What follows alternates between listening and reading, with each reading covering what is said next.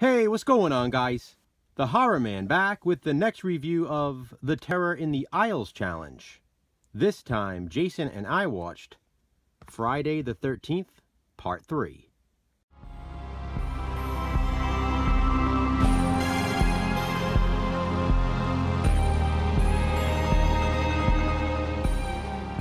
Give me something to scream about.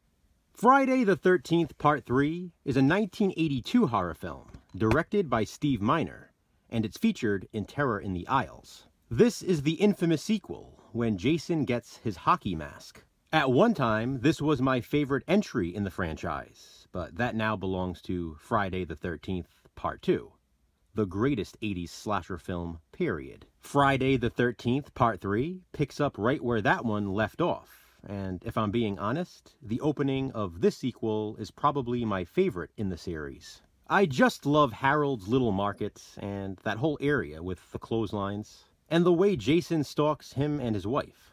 It's always been one of the most memorable openings for me. After that opening sequence and some disco music, because this was the 3D entry in the franchise, we are taken to the main story. A group of friends, led by a girl named Chris, head to her family's cabin by the lake. Chris's ex-boyfriend Rick will also be meeting them there. Right away, we know there is something bothering Chris. She's hiding a secret. Later on, we learn she had a run-in with Jason before the hockey mask. Now she's returning to the cabin for the first time since. Well, you know how it goes in a slasher film. One by one, Chris's friends are picked off by Jason Voorhees. This time he's wearing a hockey mask provided by one of the friends, Shelly, one of the goofiest characters in the entire franchise. I do like him though. I find him entertaining. After all, he never means to In this one, the late Richard Brooker played Jason, and he's my favorite Jason in the franchise. I just like the way he moves. He sort of sulks around.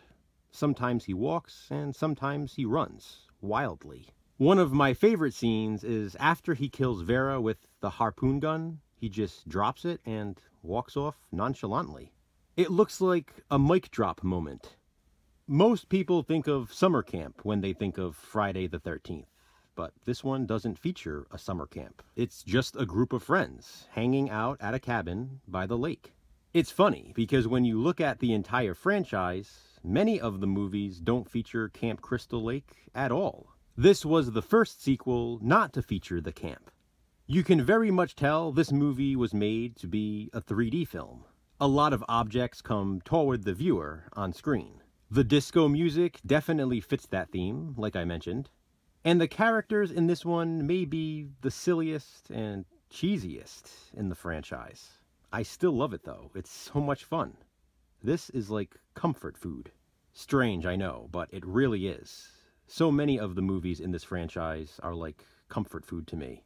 There are some really good kills in Friday the 13th Part 3, featuring some great practical effects. The shooting eyeball especially.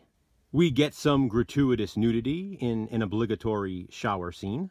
The barn is a cool standout location in this sequel. And the ending comes full circle back to the original film. I've always loved the look of that effect. In the end, Friday the 13th Part 3 is still one of my favorites in the franchise. It's super entertaining. I'm sure you've all seen this movie anyway, so I've probably said way more than I needed to.